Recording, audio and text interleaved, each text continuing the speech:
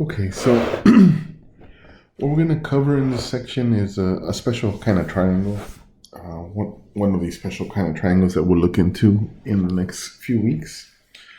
So we'll start off with this definition that states two sides of a triangle are congruent if and only if the angles opposite the sides are congruent. Right, so now what that means is, now in our textbook they break it off into two separate theorems, but we can just treat it as one. Right? Almost, it's essentially a definition that we have here, not just a theorem. We have a stronger kind of relationship, right? If you notice, our theorems usually convey an if-then statement, right, where the converse wouldn't necessarily be true, but in this case, the converse is true. So it doesn't matter what order you put the if-then statement, right? If two sides of a triangle are congruent, then the angles are congruent. But if we flip those around, if the angles are congruent, then the two sides are congruent. That is also a true statement, right? That way we can combine it into one statement instead of the if-then format. We can use the if and only if type formulation here. All right, now our triangle, right? So if we're given that these two sides are congruent, for example, right, then the angle opposite, right? So here, here let's label it just to be easier to refer to parts of the triangle here. Then BC, the angle opposite the side BC, is the angle A, right? And the angle opposite the side AB is the angle C. So those would be congruent. Okay. And if you just know that the angles are congruent, if you're only given that the angles are congruent, then the opposite sides and then the side opposite that angle will also be congruent, right? So these are if and only if statements, right? Which is like a definition, right? If you're given one part, then the other part follows. This type of triangle, this is what's called an isosceles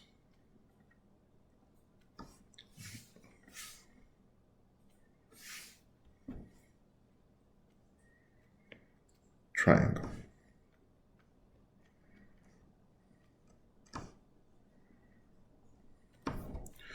Okay, so an isosceles triangle is one that has two sides that are equal. Okay, all right, now we can extend this definition here. All right, well, right, even if we had like we can take it pairwise, right? What if I have what is called an equilateral triangle, where all sides are equal? Right, so this is what's known as an equilateral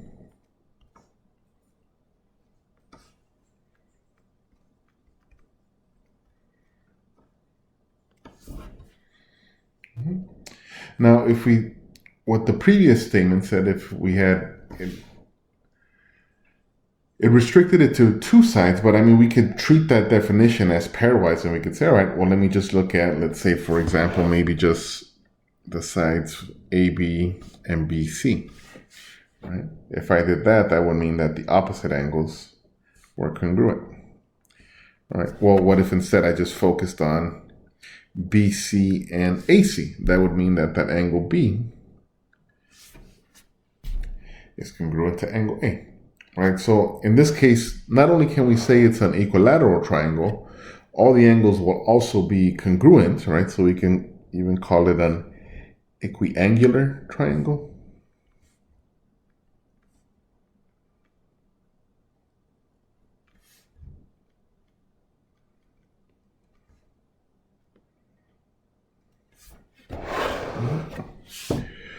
Okay, so these are just two special types of triangles, right? Let's work out an example here that we might encounter in our homework.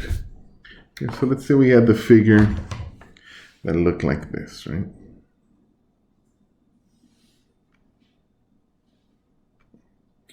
All right, and we're told these sides are congruent.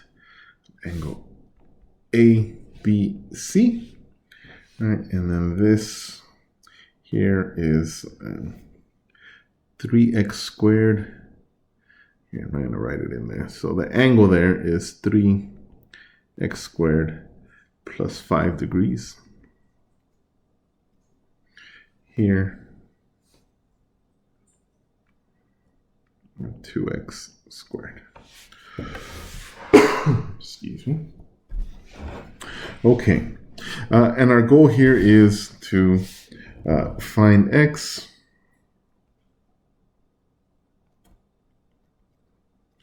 angle A, angle B, and angle C.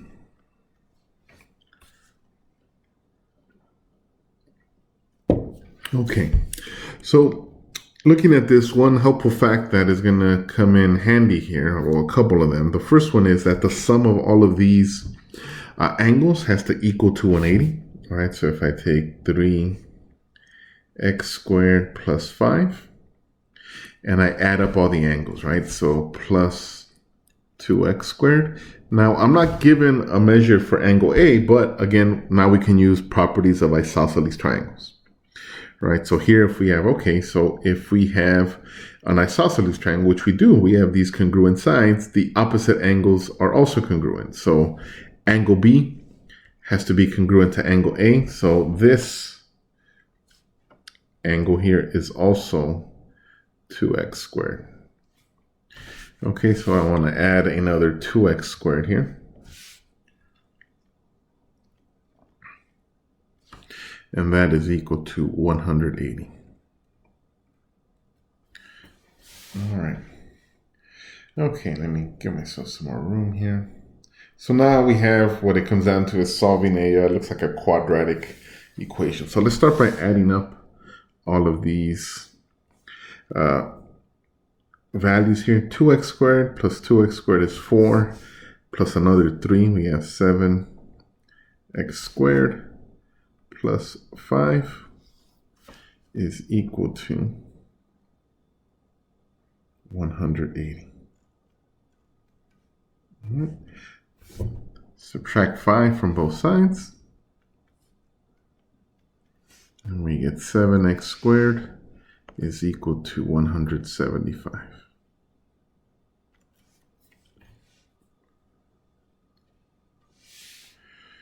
Okay. And then here, divide both sides by 7, and we get x squared is equal to, what's it, 25. Okay. All right, and then take the square root of both sides. Now, normally when we take the square root of a square, the solution would be plus or minus 5. But for this particular case, we notice that we're dealing with degree measure, so it doesn't make sense to have a negative measure. So we'll discard the negative value here just because of the context of the problem. And then this, we simply get x is equal to 5. All right, so I found one of the pieces I was asked to find. X is equal to 5. Okay. All right, so now, so x is equal to 5. Now let's look at angle A. Would be 2 times 5 squared. 5 squared being 25 times 2 is 50 degrees, right? So angle A, and then angle B will also be 50 degrees since they're congruent, right? And then angle C, we can go ahead and plug in the values here for x squared being 5, but actually I don't think I need to do that. If A and B, the sum of those is 100, right? That means their angle C must be 80 degrees, right? Since the total sum of angles is 180. All right, and if you do plug in 5, right, if you didn't take the shortcut, you will arrive at the same result. Okay.